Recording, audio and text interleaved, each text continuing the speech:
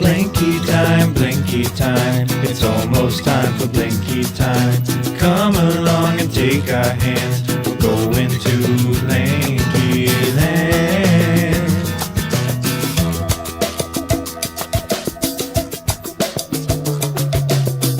Yeah, it's like weird bubblegum. Weird. It is a weird bubblegum. I was never a fan. Yeah. But anyway, man, so it's in everything. The point is not to scare people or make them think that, the world is terrible. I think it is to scare people. Well, I think it's like to wake people up. It's not to say that the world is a terrible place, but the culture that we live in is just accepting these things. And it's not like we just, as human beings, I feel like, should not put our best interest in the hands of governments and organizations that want our money, because the reality is we have to know what we're taking into our bodies. Like, it's just the responsible thing to do. For a long, long time, like, people went through a lot of work to keep their teeth clean, their bodies clean, and the food that they ate, and we just live in a world where everything is super convenient, and convenience is great, dude. I love it.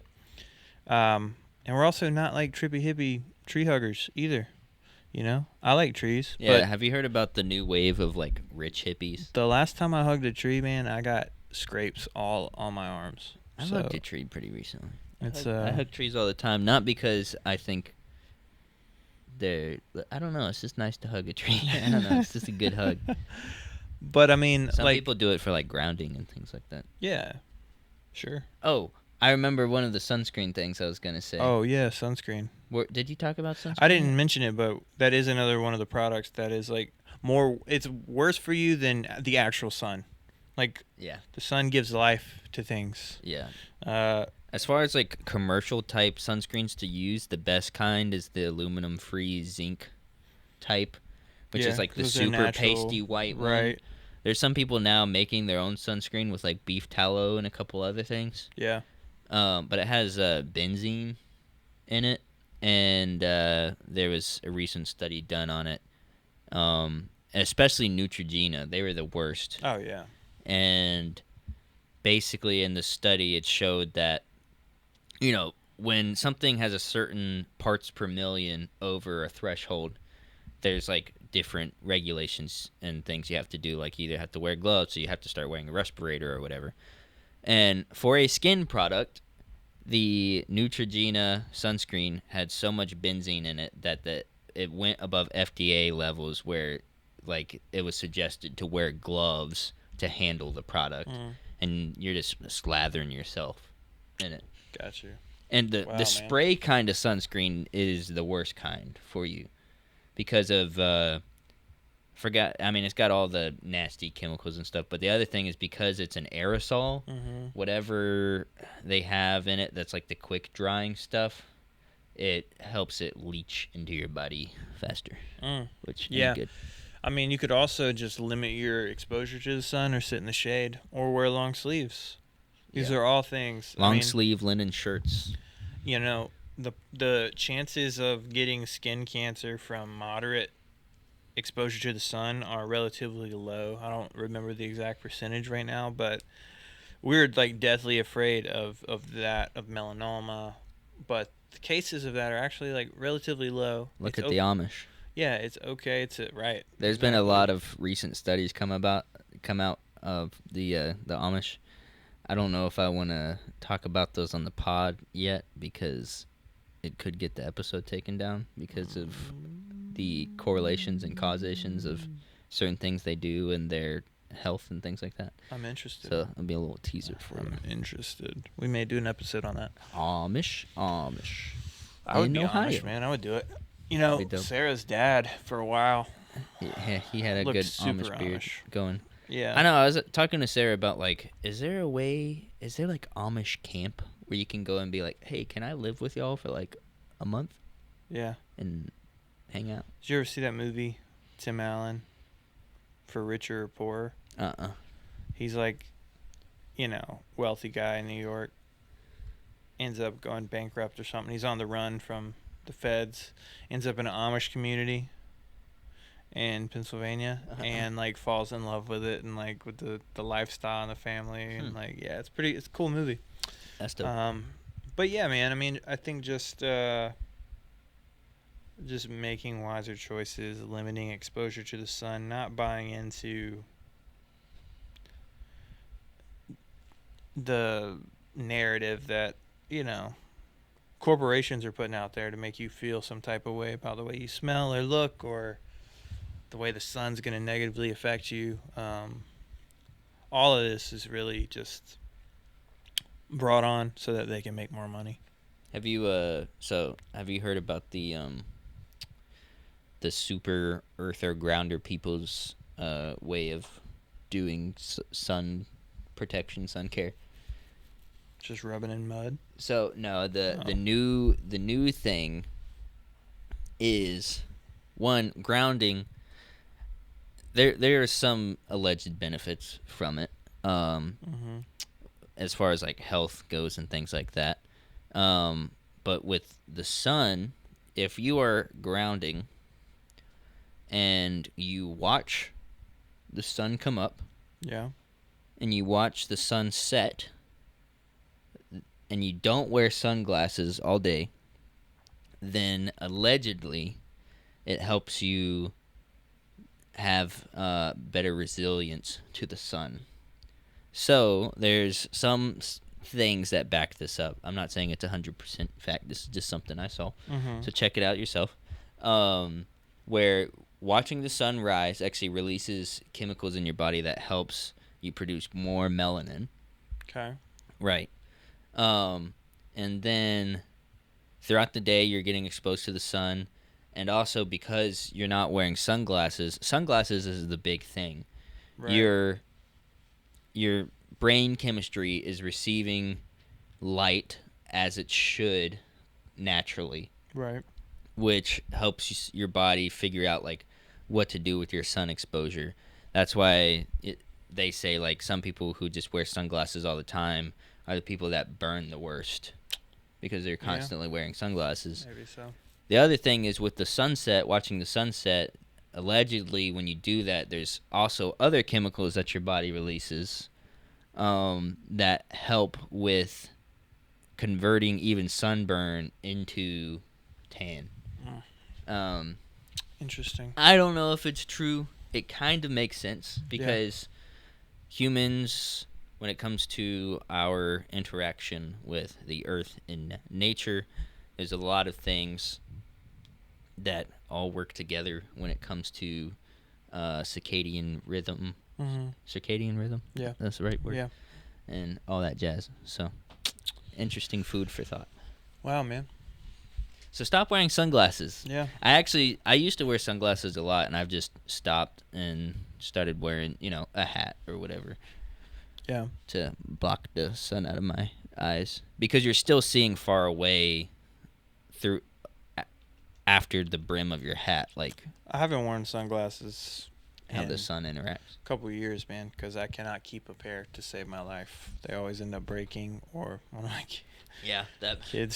That's another thing. Did you just spill that in your lap? No, I didn't. It's terrible. Actually, I did a little bit. But these are swim trunks that are probably giving my nether regions plastic chemicals. Yeah, same. These are actually made out of recycled water bottles, so maybe they've been washed a little bit more. Time? Yeah, I don't know. Yeah, interesting. All right, well, one thing that I want to touch on before we get to the food subject, another thing that's killing us is anxiety. Being inside. Oh, being inside. Yeah. Being inside. Classic. Yeah, I mean, just briefly, we were made to be outside. I just think we're supposed to be in nature. What does that say? Sorry for people watching. I let intrusive thoughts win, and I scanned with the Yuka app my water. It's got a 71 out of 100. Interesting. It's let's see. Yeah. Yeah, so Super interesting. But yeah, being inside, I think it's just interesting because we've had several generations now that, especially recently, are spending 90% of their time inside versus outside. When even as recent as like the 1900s, agriculture, the majority of people being farmers, like you're spending the majority of your day outside, and then you're coming in, you're going to sleep when the sun goes down because there's no light, and unless you got a candle, you're just gonna you're just gonna go to sleep, and then you're gonna wake up when the sun comes up. And so Yeah, what was the statistic about sleep that you told me? the average person used to sleep 11 hours a night. Gang gang. This is pre light bulb. They be snoozing. And then now the average is between 6 and 7. And it's because we can now dictate time, basically. And we've thrown off our circadian rhythm. We get to choose. It's basically like playing God a little. The sun goes down naturally. Animals go to sleep, except for nocturnal ones. We go to sleep, and then we wake up with the sun. But I mean, that hasn't been the case. And then like people would get up at 4 and 5, but they've already been sleeping 11 hours because they went to bed at 6 when the sun set. And so it's like, it's just interesting now that we spend the majority of our lives inside. We're hunched over a computer watching TV. A lot of blue light that's bad. A lot of blue light. We're sedentary. Our backs hurt. Our bodies hurt. We're not active. We were made for motion. We're made to be out in the wild, and so a good rule is just to be outside more. Get out in nature, even just a walk, and make your own dinosaur discoveries. That's right. Just even though a couple episodes ago we said don't go into the woods, do go into the woods now with a buddy. With a buddy though, because you don't want to get nabbed or whatever. Makimbe. Yeah, I think it was Makulimbimbe. Yeah, that guy. To eat you in the woods. Eat you. I think it was 15 minutes of sun exposure a day can improve mood and health. Mood, health. There's those people Vitamin D. Again, the super earthy people who are exposing their anus and genitalia to the sun because allegedly it helps your testosterone, helps produce testosterone. Yeah. Allegedly. And other stuff. I ain't gonna do it unless, maybe when I have my new house that's getting built and it's more private. Right. I might try it out, but I wouldn't do it at my current house. Yeah. Why not? Just flash. Let the sun flash you while you're flashing the sun for a little bit. And I mean, maybe we're never intended to wear clothes. Well, we were clothed in light. So preach, brother. It's a little different. Yeah. Does that just mean our nether regions were just so bright that no one could see them? Yeah. She was blinded by the light. Bet she revved was. up like a deuce in the roamer in the night. Creation is a whole other thing because we can't even fathom what it was like before the fall because of how the spiritual and the physical were intermingled with one another. Right. And as solely physical creatures, when it comes to our interaction in the world, there's no way we can truly appreciate or comprehend how that was. Yeah. To put it in a nutshell. Yeah. Yeah, but I just think a good habit to get in, people, is just be outside more. Small, short walks instead of watching TV. If, you have some time in the evening, go outside. Even if you are just sitting watching the sunset, something like that. Make an effort to just get a little moderate exercise, get a little vitamin D. I mean, it's going to lengthen your life. It's going to improve your mood. It's going to make you more enjoyable to other people. And, it might just change your perspective on a lot of things. Yeah, So. I saw a thing recently. I don't know how much validity this has, but it seemed like a good practice, and it seemed to make sense.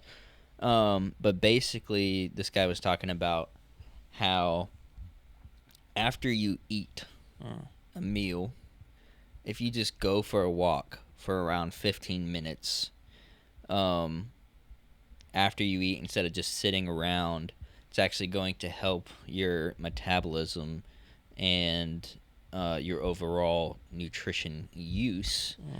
And that goes into the sedentary lifestyle thing where, like, basically this is because of how humans are bipedal and we use energy in very specific ways. Walking after eating helps aid in, like, muscle development and all that jazz. Right. So if you have the space or the area, I actually wanted to. The thing is, my neighborhood's not the best to go walk in. But after you eat, just go for a quick walk and see if it improves your life.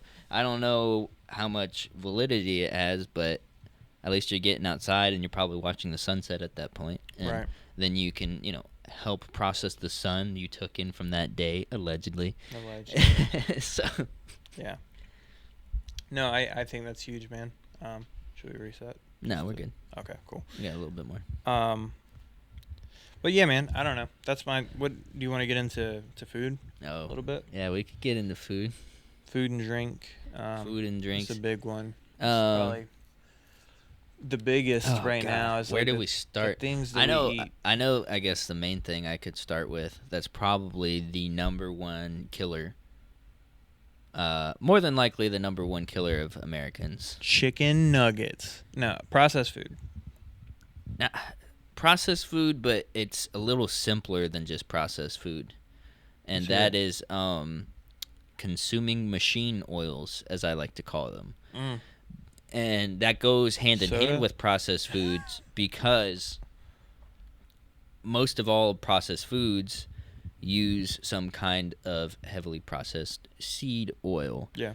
This is an actual conspiracy where there's a big campaign with the propaganda godfather of propaganda. I forgot his name. He's a specific dude. Ran a lot of ad campaigns. He's the same guy, I believe, who also came up with the breakfast propaganda campaign. Have you heard about that? How breakfast is actually a conspiracy? Where No, I haven't heard that. Yeah. Tell me about it. So, I love breakfast. Basically, breakfast wasn't really a thing in American culture. At all, really. Up into, I think it was like the 40s or 50s. And then meat sales weren't doing good. And so these big meat mongers came to this guy and was like, people aren't just buying meat. Like, we need to sell more meat. And so he came up with the breakfast campaign, breakfast propaganda, advertising bacon and eggs and things like that to get people to buy more meat. And now it's just something that's ingrained into American culture, which if you're just eating bacon and eggs, that's great. That's actually a pretty good breakfast. But if you're trying to maintain in ketosis, which has to do with fasting and all that, breaking the fast, breakfast, very early in the day can jack up your ability to metabolize properly. Right. So that there's a whole big conspiracy with that. And then around the same time is when machine oil propaganda came into play, as I like to call it. So seed oils in American industry, I think it was also around the 40s or 50s. Seed oils like vegetable oil, canola oil, things of that nature, were solely used as machine lubricants. Yeah. Processed for machine lubrication. Until one day, I don't exactly know the origin, but basically what happened was they were like, man, these oils are so cheap to produce, how can we make more money off of this? So then they figured out how to process them even further and make them food safe, Right. so people could start using it. And there was a big conspiracy or propaganda about how it was healthier and better for your heart because it was a cleaner oil. And then people in the silent generation growing up grew up with this propaganda about how things that were actually very good for them were bad for them, like lard and butter and natural fats, because Bacon grease. that's where the cholesterol propaganda came in, the cholesterol conspiracy. Yeah. And so cholesterol, we're now learning there's actually two types of cholesterol. There's good cholesterol and there's bad cholesterol. And bad cholesterol is developed, it's like mutated real cholesterol. Right. So real cholesterol actually is like a cleaner for your circulatory system. And so you get good cholesterol from like healthy fats like eggs and, bacon grease and beef tallow and things like that. What happens is in these trans fats, these fats that have been broken up and torn apart through the refinement process, make these like half-formed cholesterol molecules. Right. And so those, because they're not a complete cholesterol molecule, actually gunk up, and that's where you get people with heart attack, health disease, fatty liver. And all of that is derived, which a lot of people are now seeing studies that this is true, from consuming machine oils. One of the first kind of processed oil conspiracies that got me sort of on this like changing your oil train is a story about Crisco. Have I told you about Crisco? So you know what Crisco is? Yeah. It's like it was advertised as a lard replacement. Right? And it was healthier and cleaner and better for your body, blah, blah, blah, blah, blah. Because there was this dude who was a scientist that was basically paid off to do these bogus studies trying to correlate eating high fats to heart disease and problems. And he went all over the world and studied a bunch of people, and basically in the graph that he created for, people who had heart disease and certain age demographics and things like that, made it look like it was a upward trajectory of people who ate more fats from like animals had more heart disease. But in reality, he completely fabricated the graph because all his points were all over the place. He had no way of drawing an actual conclusion in line, but he was paid off by lobbyists in the machine oil consumption peoples or whatever, and made it look like healthy animal fats were leading to heart disease and health problems, and that the machine oils, aka seed oils, vegetable oils, canola oils, were actually healthier for you. So Crisco, back in, I believe it was either World War I or II, was originally developed as tank grease. So the tanks, they needed, there's a lot of moving parts and stuff on the inside of there. Right. And they needed some kind of grease that was shelf stable and wouldn't go bad. And so the dude who invented Crisco developed Crisco as a tank lubricant. And when the wars ended, they needed a way to sell Crisco because they had pallets, tons of it. Right. And so then they started advertising to people that it was a healthy alternative for lard. That's crazy. And so now you have all these geezers and offspring of geezers that still believe that Crisco is healthier than lard. Like my grandparents used margarine forever, Right. because they were force-fed the propaganda that butter was bad for you. Yeah. And that margarine was healthier. And it's just really sad because all of those family members, when you think about like classic Southern geezers, they all have terrible health conditions for the most part. And I believe a lot of that is derived from this switch from using natural animal fats or healthy vegetable fats, because there's certain vegetables that have good healthy fats, which I can give a list. And that's happened too. And there's a lot of studies coming out about it. It's kind of like a lot of the studies and trials and things like that look like the old cigarette stuff. Because like cigarettes were advertised as healthier for you, and then they created filters, and the filters actually had asbestos in them. And all that jazz. And come to find out, oh no, they're carcinogenic and they're actually bad for you, and blah blah blah blah blah. And cigarettes have actually, when it comes to the amount of tobacco in them compared to chemicals, there's more chemicals and solvents in cigarettes than actual tobacco, I believe. So it's just better to go roll up a dry leaf and smoke it versus buying cigarettes. That's a whole nother thing. We can get into that.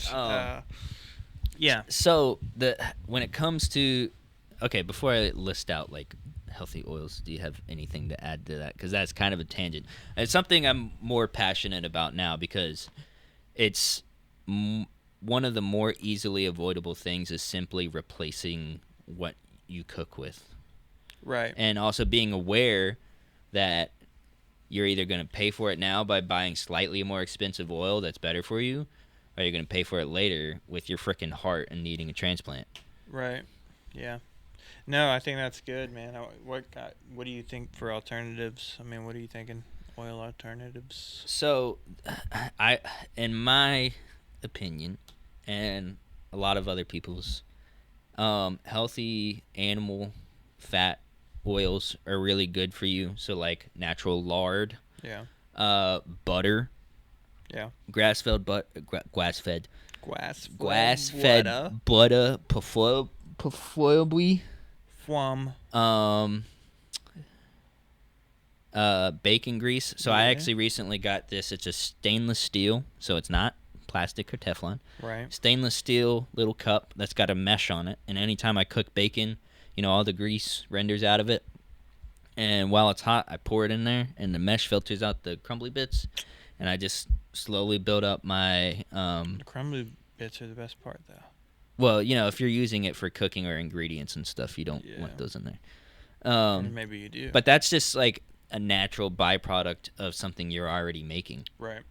So it was funny. I was in Lowe's Foods the other day looking at the oil aisle, and there was actually on the top shelf is like where the most expensive stuff in. And it was just a tub of bacon grease. Because like now people are starting to buy beef tallow, which beef tallow is fat derived from cows, and specifically like the bone areas and things like that. But it was just like a tub of bacon grease. But it had the stabilizer chemical in it or whatever. So even though it's bacon grease, you're still getting a processed version of it. Where if you're just at home, you can buy a $12 stainless steel thing off of Amazon and start collecting it yourself. We keep ours in a glass jar, just chilling every time we make it.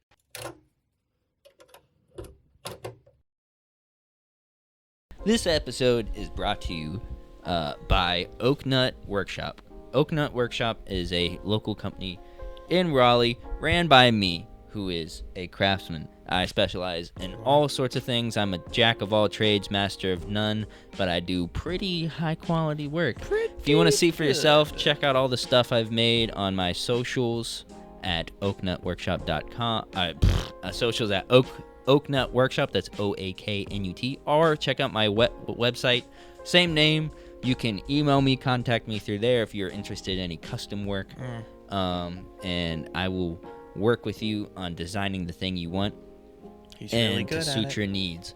The other thing is, all my leather I use for my leather work, because I do leather work, is veg tan leather, which, correlating to this episode, is one of the most natural and healthiest leathers you can use and also have on your person.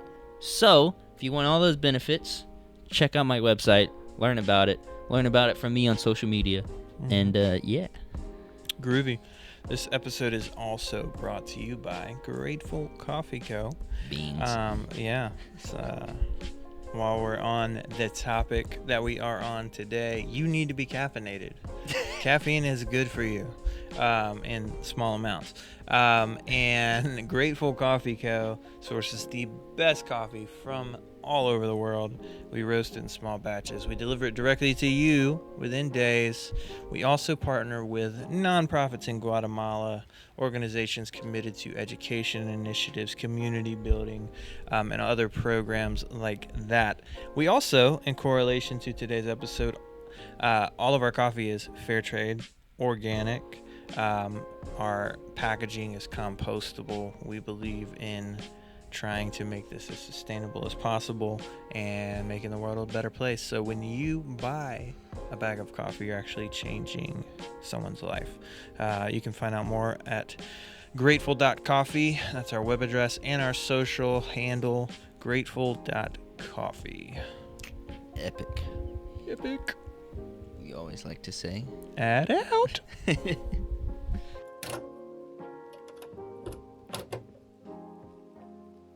As far as it when it's non-animal fats to use in cooking, avocado's good, and olive oil's good.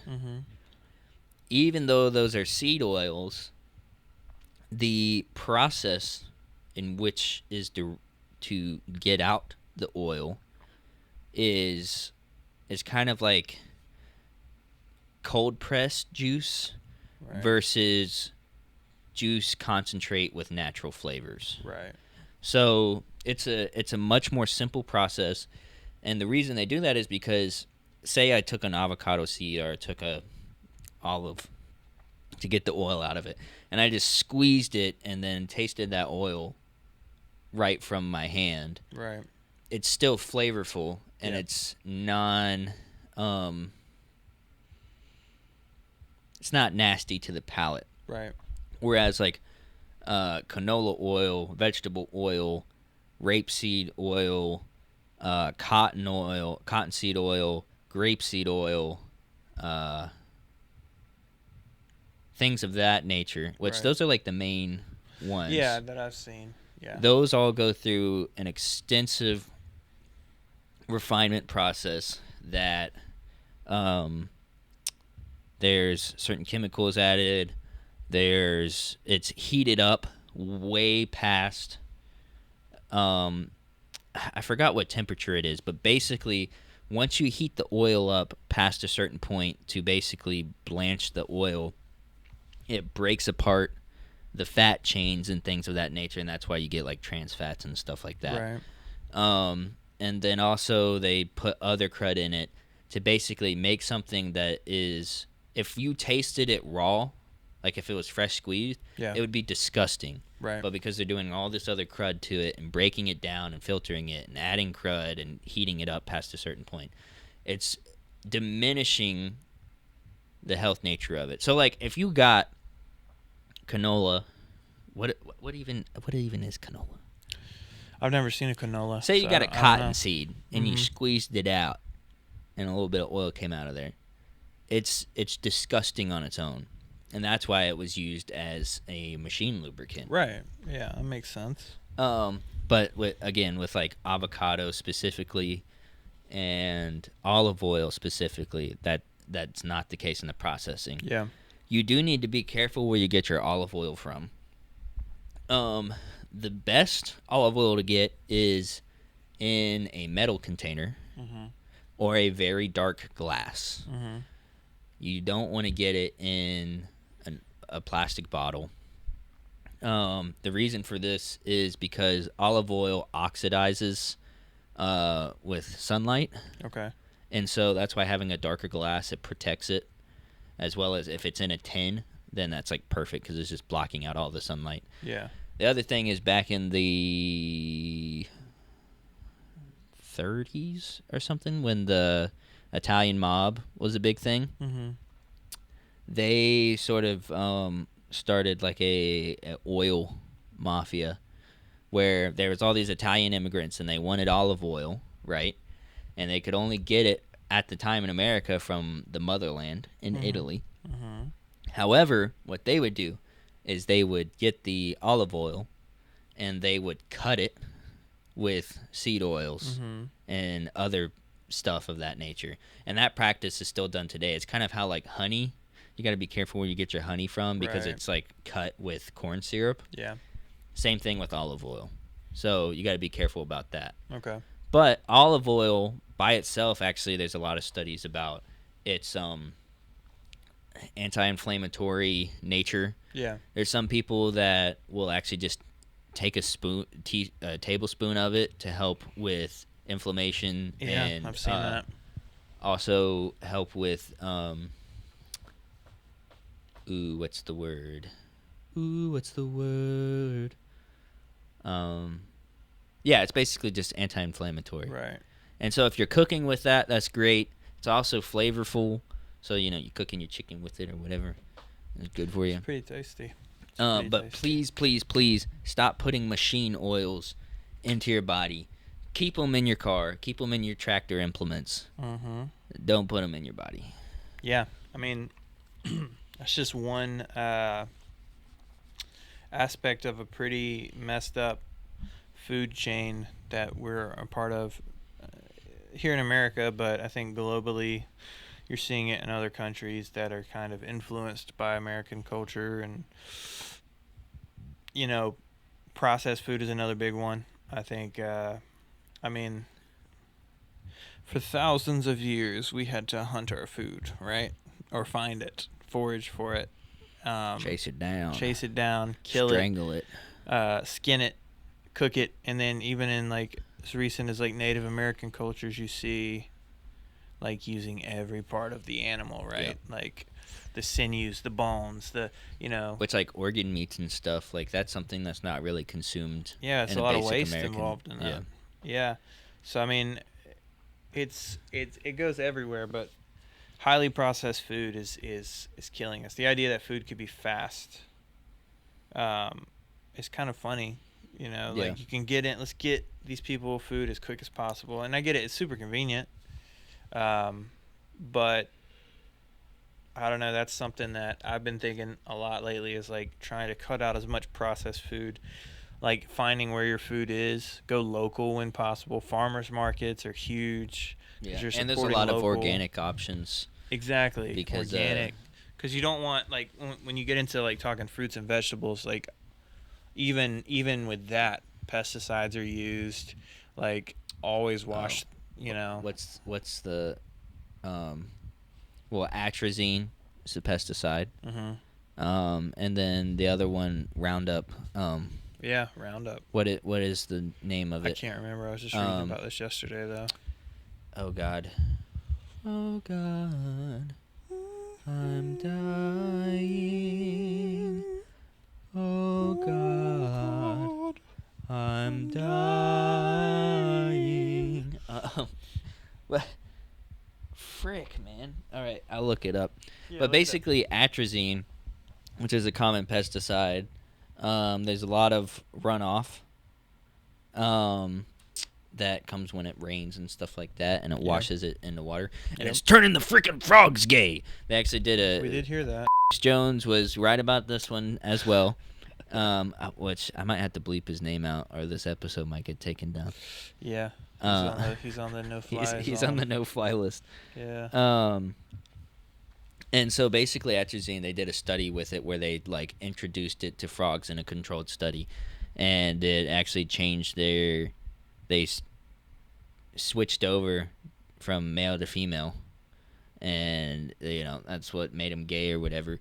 But there's actually stuff where that it also shows up in like tap water, and so if you want to get like super conspiracy or whatever, like with it, the reason there's such an influx in the LGBTQ community is partly because we got all these tap water babies that have been drinking fluoride, atrazine in the water. And also, the other thing about tap water you need to be careful about is women. You know what I mean by that? I don't. Women are ruining tap water. And you want to know how? How? Birth control. Contraception pills. They they a lot of times have heavy amounts of estrogen in them, and because it's medicinal, the women are taking it, and not all of it is 100% absorbed. It is then peed out, put into the sewer system, which, as you know, the sewer system basically just gets taken to the water treatment plant, and that's where water is derived from. Yeah, it's pretty gross And when you because think about it. estrogen is a hormone, they can't really just filter it out. Right. And so it's in the tap water, and people are just drinking this estrogen and the atrazine and all that, and it's effeminizing men. And so that's the thing with phthalates, is that also goes hand in hand with it, because phthalates are leached from plastics. Right. And there was a study done on this as well. There's this lady scientist, I forgot her name. She's been doing studies on this for a long time. She tested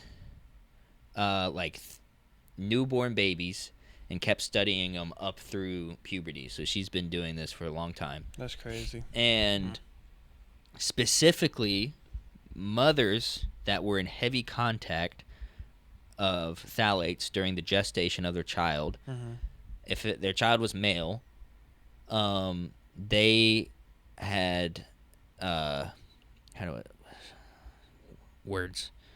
they ended up having a stunted development in genitalia. Yeah, I read about this. And they figured recently. out how to do this by measuring the taints of infants. And basically that basically distinguishes like genital development. Right. And so the longer the taint of a male, the more developed they are in the nether region area. It's but hilarious. that also correlates with like testosterone, Right. and like that correlates with masculinity and things of that nature. So it's kind of been building up for a long time, this effeminization of men, and it's an exponential process. So if my grandmother had a heavy amount of phthalates, Right. and she had my mom, and then my mom had a heavy amount of phthalate contact while developing me, Right. it's exponential, and it keeps building and building. That's Yeah. why there's the theory of, like, when you look at pictures of people from the 50s, and they're, like, 17, they look freaking 25. Yeah. And a lot of people correlate that to the phthalate problem. Interesting. Yeah, man. I mean, it goes back to chemicals, chemical runoff, the things that we add to our products. I mean, heavily processing chicken and hamburgers that come from these factories where the animals are all crammed into these small cages, which induces stress, and then you get into corn chips and popcorn. It's all cooked in And, machine oil. You know, yeah, well, not even that. There's sugar added and corn syrup added and all this other crap. Xanthan gum. It's terrible. Your dyes, you're like red number 40, and dude. like When there's perfectly natural alternatives that are super easy to use, like beetroot. right, exactly. Which apparently that's a thing in Aldi. I don't know if it's true at every Aldi, but you can go through and check their stuff, and they have a red dye ban. So anything that looks red in color, go in Aldi and just cool. check the product package and see if it has red dye labeled, because I'm pretty sure that's like a statement thing. They're like, we don't got red dye. Yeah. But yeah, man. So heavily processing food, even when it comes to fruits and veggies in your garden, like pesticides, chemicals, things like that. What we take in is like super important. So it's important to shop local, organic. Even when you get your meat, try and get it from the most local source, not from big factory farms, from animals that aren't treated with antibiotics or any other type of chemicals or hormones, growth hormones. I mean, it's huge, man. Try starting a garden, small, no pesticides. Yeah, don't use Roundup. No, it's terrible. It's terrible for you. How much do you know about glyphosate and Roundup? Yeah, I don't know a whole lot.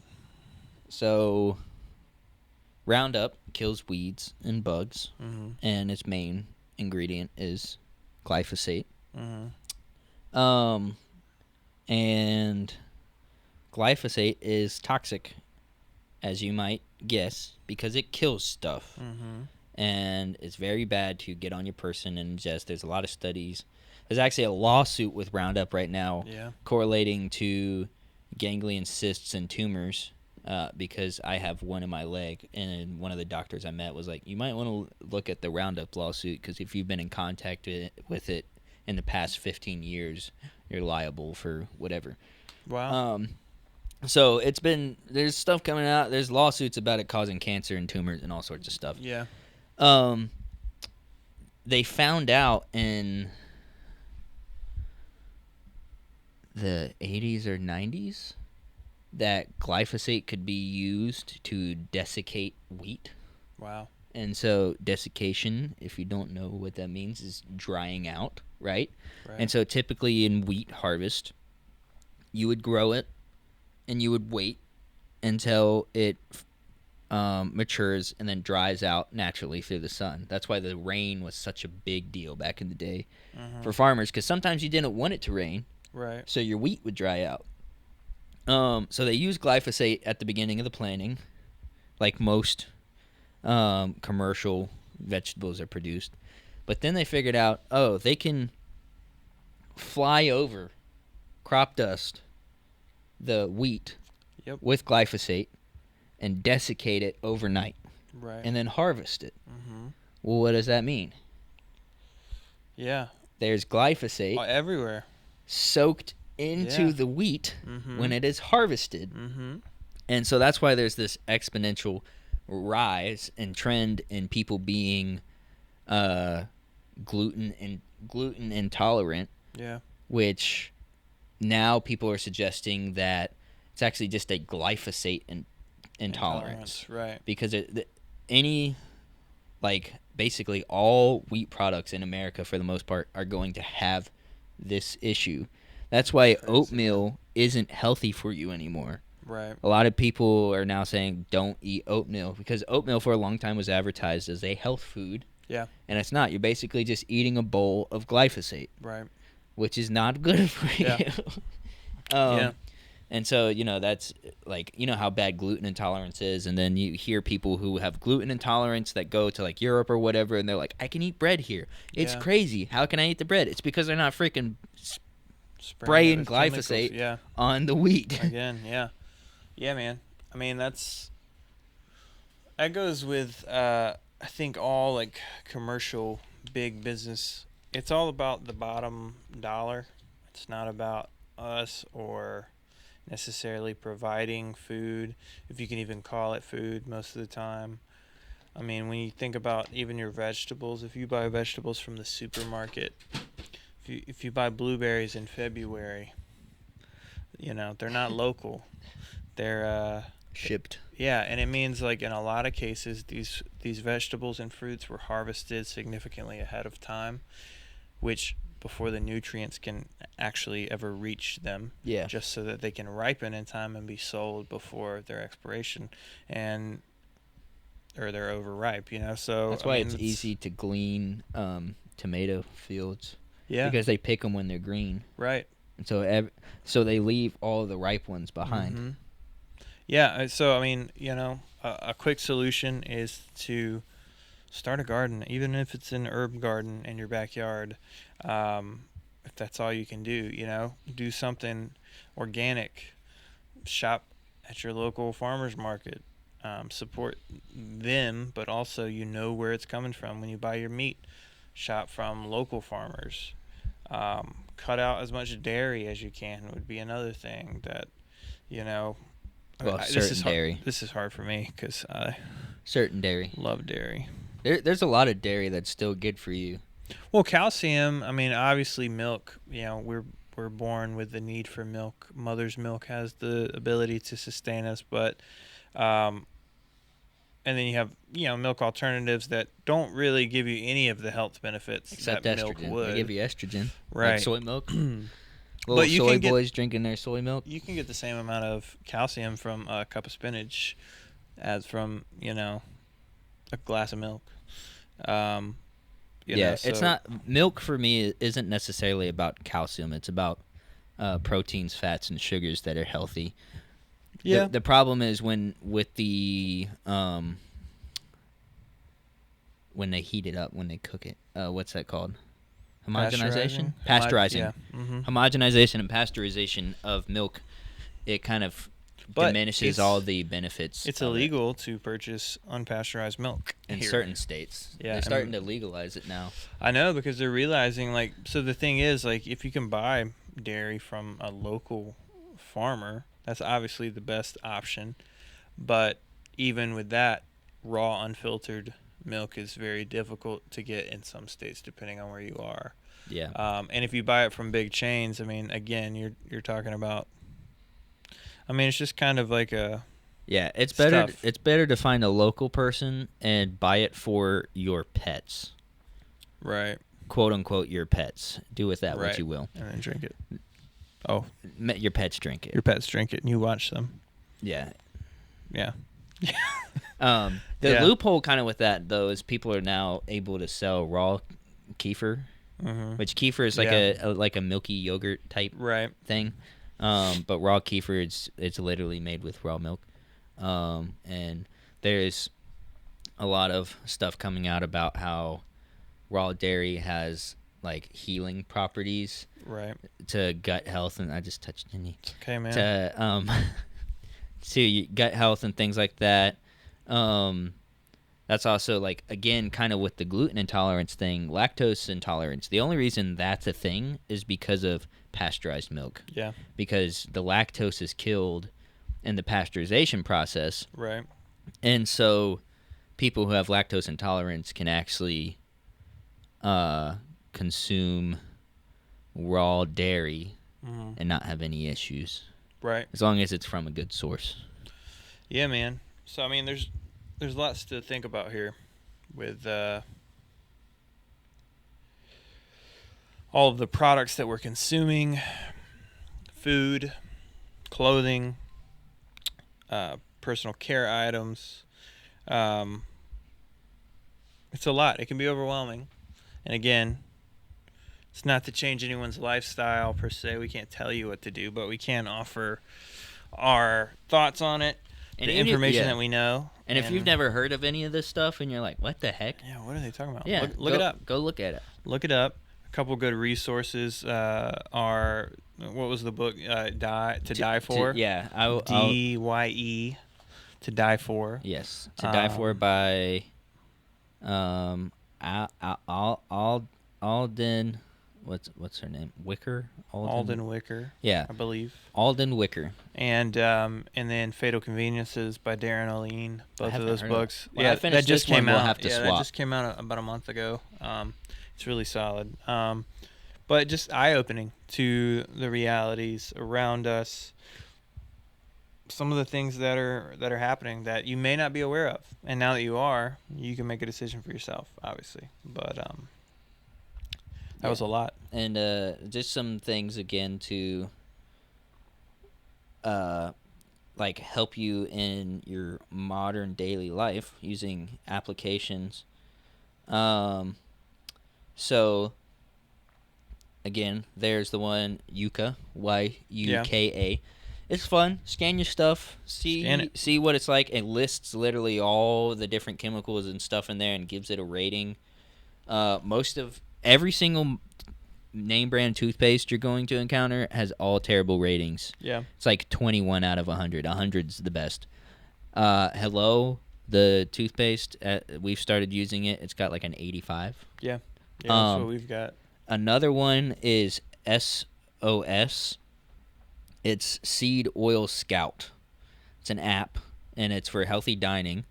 And so you download this, and it's basically sort of like a GPS map or whatever, and it shows you all the verified restaurants that don't use seed oils in their cooking process. That's awesome. So, say you're vegan or vegetarian, you can filter it and look for places that only use, olive oil.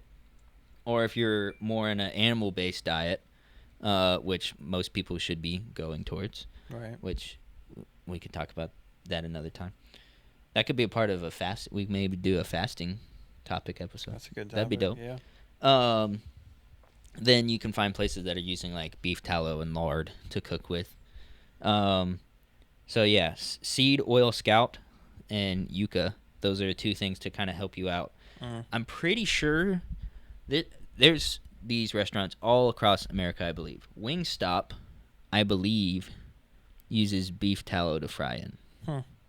So Those fries, man. Oh, another oil I didn't mention that's a bad seed oil, peanut oil. And, Chick-fil-A advertised for a long time that it was healthier, which it's like pseudo healthier. It's like barely healthier than canola oil. Right. Well, they use canola as well. Oh, really? Yeah. Yeah, you would know. Yeah, they use peanut oil for the fries. Oh, no, The peanut chicken. oil for the chicken and canola oil for the fries. Yeah. So there you go. All right. Boycott Chick-fil-A. Boycott Chick-fil-A. Uh, That's the Lord's chicken right there. just the ones in Garner. Just the ones in Garner. All right, dude. All right, man. It's been fun. It's been real. It's been Getting fun. healthy. Yeah, man. And the sooner, and again, it's about mitigation. Right. You're never going to win. That's just a fact of life in America. Yeah. So Make it's not wiser about choices. winning the war. It's about winning the little battles where you can. Yeah. Absolutely. And improving your life. Improving your life and your children's life and their future generations. So, yeah, man. Hold on. I have one more thing. I just want to get it all out so I don't have to Get it out. There's another thing. Most people are heavily underhydrated. And even just drinking a lot of water, depending on where your water source is from, it's not going to help you in hydration. There's a company called Trace Mineral Drops. You can find it on Amazon. And it's packed full of minerals and all sorts of good electrolytes and stuff. Yeah. And you just do like 2 or 3 drops in some water, and it completes your electrolyte ecosystem. It's about $30 for 8 ounces, but you literally use a couple drops at a time. Okay. So go check those out. Hydration is very important. Yeah. Where your water comes from is also very, very important. Yeah. So, yeah. Do your due diligence research.